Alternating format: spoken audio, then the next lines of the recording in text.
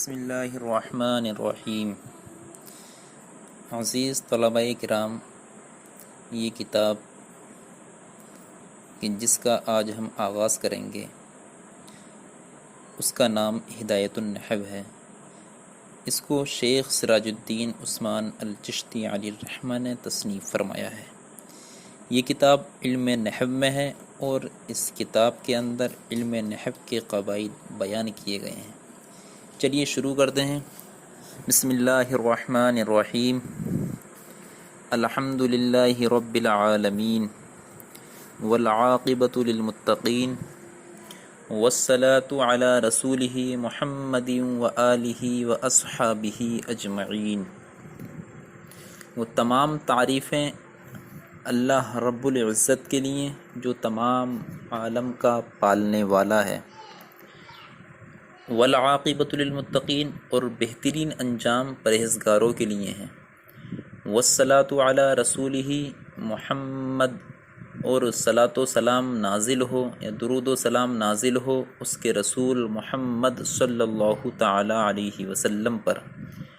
وآلہ، اور ان کی آل پر، واصحابہ اجمعین، اور ان کے تمام اصحاب پر۔ معزز طلبہ کرام، اس خطبے کے اندر قیل و قال کرنے کے لیے تو بہت کچھ ہے کہ بسم اللہ سے کیوں شروع کیا گیا، اور بھی چند چیزیں، لیکن جو اہم اور زیادہ استعمال ہونے والی چیزیں ہیں وہ تین ہیں جو میں آپ کے سامنے پیش کروں گا۔ تو سب سے پہلے یہ کہ صلاۃ کا لغوی اور اصطلاحی معنی کیا ہے، پھر نمبر 2 کہ آل اور اہل ان دونوں میں فرق کیا ہے، اور تیسرا ہے کہ اصحاب یہاں جمع قلت ہے اور جمع قلت کا استعمال 10 سے کم پر ہوتا ہے،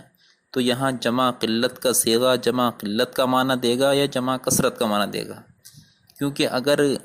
جمع قلت کا معنی دے تو پھر ترجمہ خطبے کا یہ غلط ہو جائے گا۔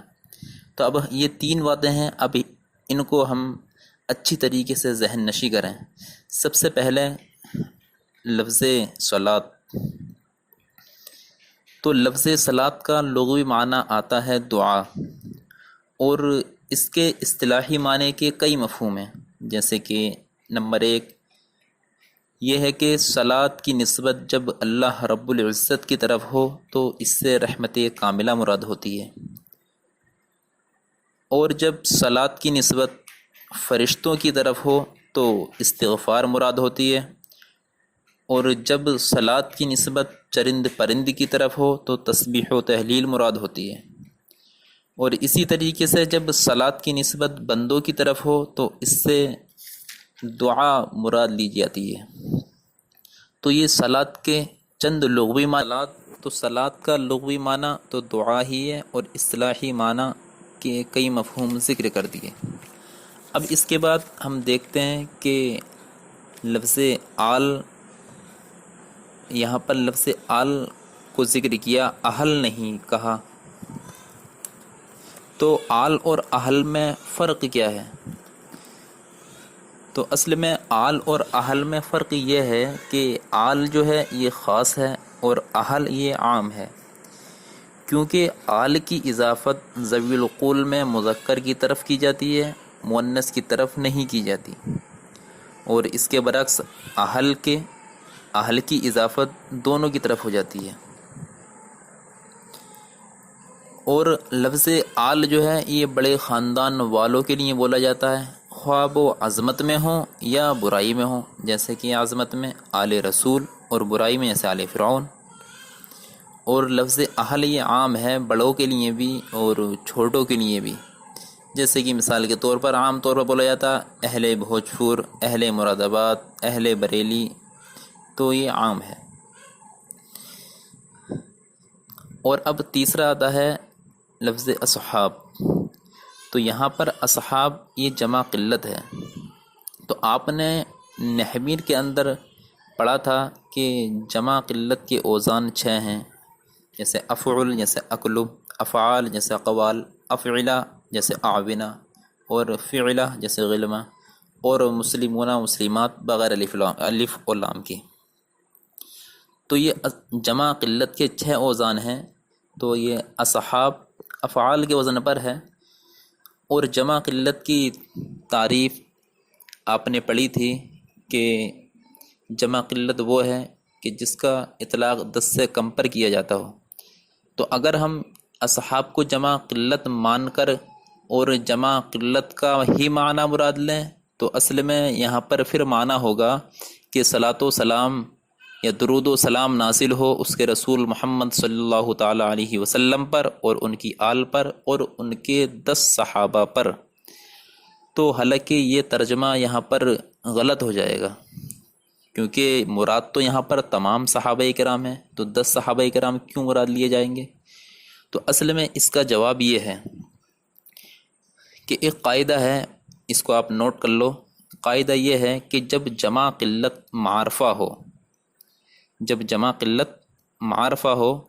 تو وہ جمع قلت کا معنی نہیں دیتا ہے بلکہ جمع کثرت کا معنی دیتا ہے۔ تو یہاں پر اصحاب کی اضافت ہا ضمیر کی طرف ہے، تو جب ہا ضمیر کی طرف اضافت ہو گئی تو اصحاب یہ اب معرفہ ہو گیا، کیونکہ اضافت کی وجہ سے نکرہ معرفہ ہو جاتا ہے۔ اسی طریقے سے اگر لفظ اصحاب پر الف لام ہوتا یا کوئی بھی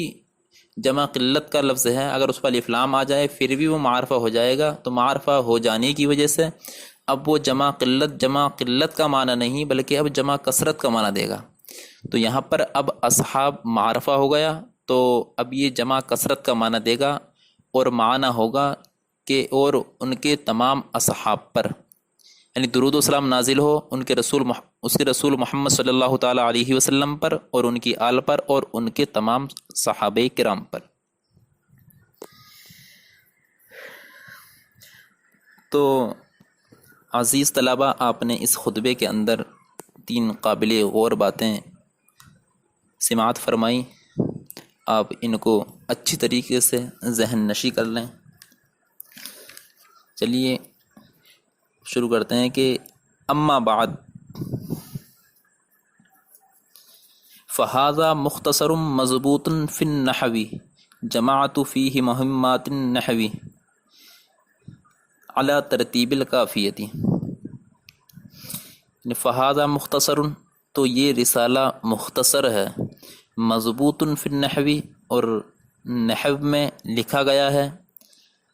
جماعت فیہ میں نے اس میں جمع کیا، مہمات النحو نحو کے مقاصد کو، علی ترتیب الکافیتی کافیہ کی ترتیب پر۔ یعنی اس کتاب کے اندر نحو کے مقاصد ذکر کیے گئے ہیں اور کافیہ کی ترتیب پر ذکر کیے گئے ہیں۔ کافیہ کی ترتیب پر کس طریقے پر کہ مبوباً و مفصلاً، باب در باب، فصل در فصل۔ باب در باب، فصل در فصل کس طریقے پر؟ مثال کے طور پر جس طریقے سے کافیہ کے اندر پہلے اسمی کی بحث ہے، پھر فعل کی بحث ہے، پھر حرفی کی بحث ہے، اسی طریقے سے ہدایت النحو کے اندر پہلے اسمی کی بحث ہے، پھر فعل کی بحث ہے، پھر حرفی کی بحث ہے۔ اور اسی طریقے سے کہ جیسا کہ کافیہ کے اندر پہلے مرفوعات کا ذکر کیا گیا، پھر منصوبات کا، پھر مجرورات کا، تو یہاں پر بھی اس کتاب کے اندر بھی پہلے مرفوعات کا ذکر کیا گیا ہے، پھر منصوبات کا ذکر کیا گیا ہے، پھر مجرورات کا ذکر کیا گیا ہے۔ اسی وجہ سے کہا کہ کافیہ کی ترتیب پر باب در باب، فصل در فصل، اب بعبارت واضحۃ، واضح عبارت کے ساتھ، کیونکہ کافیہ کے اندر پیچیدہ عبارت ہے، لیکن اس کتاب کے اندر پیچیدہ عبارت نہیں بلکہ واضح عبارت کے ساتھ میں اس کتاب کے اندر عبارتیں پیش کی گئی ہیں، مع اراد الامثلۃ، مثالوں کو پیش کرنے کے ساتھ، فی جمیع مسائلہا، اس کے تمام مسائل میں۔ اب کیا مثالوں کو پیش کرنے کے ساتھ، یعنی جو بھی چیز اس کتاب کے اندر بیان کی ہے تو اس میں ساتھ ساتھ مثالیں بھی پیش کی گئی ہیں۔ دیکھو، من غیر تعرض للادلۃ والعلل، دلیلوں اور علتوں کو پیش کیے بغیر، یعنی اس کتاب کے اندر اگر کوئی قاعدہ ذکر کر دیا ہے، ٹھیک ہے، یا کسی چیز کی تعریف بیان کر دی گئی ہے، یا کوئی طریقہ بتا دیا گیا ہے کہ یہ اس وجہ سے اس لفظ پر یہ اعراب آئے گا، تو اب ایسا نہیں ہے کہ اس کتاب کے اندر اس کی علت یا اس کی کوئی دلیل پیش کی گئی ہو، بلکہ بغیر کسی دلیل کے، بغیر کسی علت کے ان کو اس کتاب کے اندر پیش کیا ہے۔ اب یہ پیش اس طریقے سے کیوں کیا، کیوں دلیل یا علت کو بیان نہیں کیا؟ صرف اس وجہ سے کہ مبتدی کا جو اس کتاب کو شروع کرنے والا ہے اس کا ذہن برباد نہ ہو جائے مسائل کو سمجھنے سے، کہ ابھی وہ مسائل سمجھنے کے قابل ہے اور وہ ابھی دلیلوں میں، علتوں میں گھس جائے تو جو پہلے سمجھنا تھا یہ بھی کبھی ذہن سے یہ بھی چلا جائے۔ تو اس لیے بغیر علت اور دلیل کے مسائل کو اس کتاب کے اندر پیش کیا ہے۔ تو ایک مرتبہ اور ترجمہ لگا لیں سیدھا کہ فہذا مختصر مضبوط فی النحوی، تو یہ رسالہ مختصر ہے اور نحو میں لکھا گیا ہے۔ جماعت فیہ مہمات النحوی، میں نے اس میں نحو کے مقاصد کو جمع کیا، علی ترتیب الکافیتی، کافیہ کی ترتیب پر، مبوباً و مفصلا، باب در باب اور فصل در فصل، بعبارت واضحۃ، واضح عبارت کے ساتھ، مع ایراد الامثلتی، مثالوں کو پیش کرنے کے ساتھ، فی جمیع مسائلها، اس کے تمام مسائل میں، من غیر تعرض للادلۃ والعلل، یعنی علت اور دلیل کو پیش کیے بغیر، لئلا یشوش ذہن المبتدی عن فہم المسائل۔ دیکھو اب یہاں سے والعلل،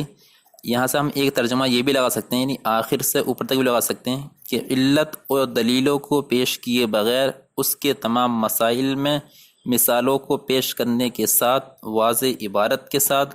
فصل در فصل، باب در باب، کافیہ کی ترتیب پر نحو کے مقاصد کو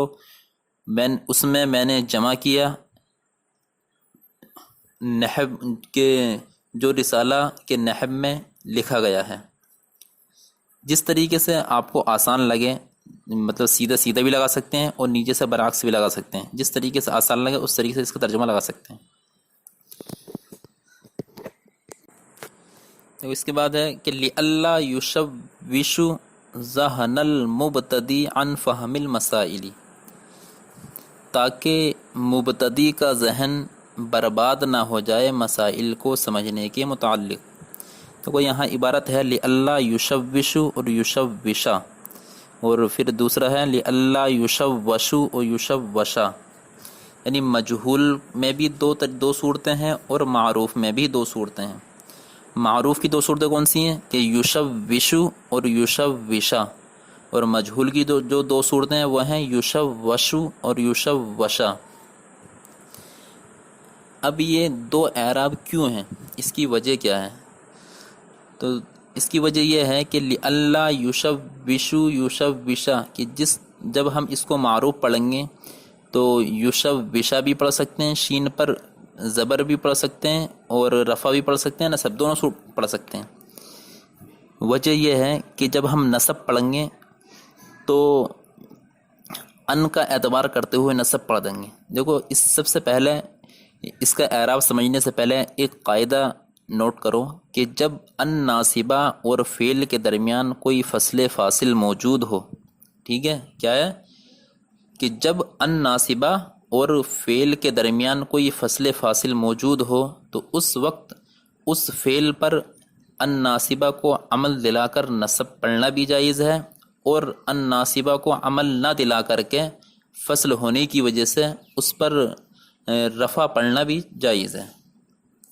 تو یہاں پہ یہی قاعدہ پایا جا رہا، یہاں پر لا یشوش، ان اور فعل کے درمیان میں لا فصل فاصل موجود ہے، تو ان ناصبہ کا اعتبار کرتے ہوئے یشوشا پڑھ دیں گے، اور فصل ہے اس وجہ سے یشوشو پڑھ دیں گے، ٹھیک ہے۔ یہ معروف والی صورت ہوئی، اور مجہول والی صورت میں بھی یہی طریقہ ہے کہ یشوشا اور یشوشو، یعنی ان ناصبہ کا اعتبار کرتے ہوئے فعل پر نصب پڑھ دیں گے، اور فصل ہونے کی وجہ سے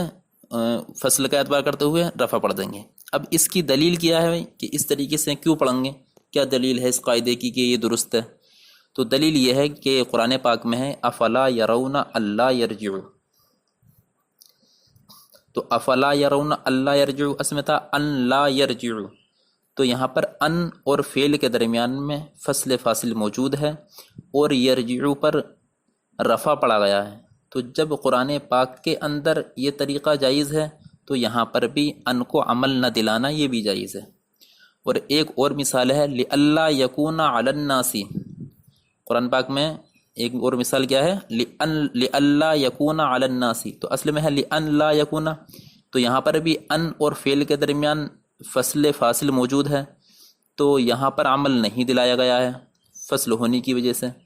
تو اگلا وہ لِأَلَّا يَكُونَ عَلَى النَّاسِ، تو یہاں پر ان ناصبہ اور فعل کے درمیان میں فصل موجود ہے لیکن پھر بھی عمل دلایا گیا ہے۔ تو اسی طریقے سے لِأَلَّا يُشَوِّشُ، یہاں پر فصل ہے ان ناصبہ اور فعل کے درمیان، تو ہم عمل دلا بھی سکتے ہیں اور نہیں بھی دلا سکتے، دونوں صورتیں جائز ہیں۔ دیکھو لِأَلَّا يُشَوِّشُ ذَاهَنَ الْمُبْتَدِي، اب ایک چیز اور کہ ذَاهَنَ الْمُبْتَدِي اور ذَاهَنُ الْمُبْتَدِي، ابھی اس پر بھی دو اعراب ہیں، اس پر دو اعراب کیسے ہیں؟ تو اگر ہم یشوش معروف پڑھیں گے تو اس وقت ذہن المبتدی یشوشو کا مفعول بنے گا، اور اگر ہم یشوشو مجہول پڑھیں گے تو اس وقت ذہن المبتدی یہ نائب فاعل بنے گا۔ ٹھیک ہے، تو لِأَلَّا يُشَوِّشُ ذَهْنَ الْمُبْتَدِي عَنْ فَهْمِ الْمَسَائِلِ، تاکہ مبتدی کا ذہن مسائل کو سمجھنے کے متعلق برباد نہ ہو جائے۔ وَسَمَّيْتُهُ بِهِدَایَةِ النَّحْوِ، اور میں نے اس رسالے کا نام ہدایت النحو رکھا۔ اب کیوں رکھا، وجہ کیا نام رکھنے کی، بتا رہے ہیں کہ رجاء ان یہدی اللہ تعالی بہ الطالبین، کہ امید کرتے ہوئے کہ اللہ تبارک و تعالی اس کے طلب کرنے والوں کو ہدایت عطا فرمائے۔ ورتبتہ علی مقدمۃ وثلاثۃ اقسام، اور میں نے اس کو مرتب کیا ایک مقدمے پر اور 3 اقسام پر۔ وخاتمۃ، اب یہاں پر ایک بات اور زیر طلب ہے کہ لفظ خاتمہ ذکر بیان فرمایا یہاں پر، لیکن اس کتاب کے اندر خاتمہ ہے نہیں، تو اصل میں یہاں پر لفظ خاتمہ جو لکھا ہوا ہے تو یہ ناقل کی غلطی ہے، یہ ناقل سے سہو ہوا ہے، ٹھیک ہے، نہیں تو اس کتاب کے اندر خاتمہ نہیں ہے۔ ورتبتہ علی مقدمۃ وثلاثۃ اقسام، اور میں نے اس کو مرتب کیا ایک مقدمے پر اور 3 اقسام پر، وخاتمۃ اور ایک خاتمے پر، بتوفیق الملک العزیز العلام، یعنی بہت زیادہ جاننے والے عزت والے بادشاہ کی توفیق سے۔ سیدھا سیدھا معنی لگا سکتے ہیں اس کا کہ اللہ تبارک و تعالی کی توفیق سے۔ ھذا ھو المرام واللہ اعلم بالصواب۔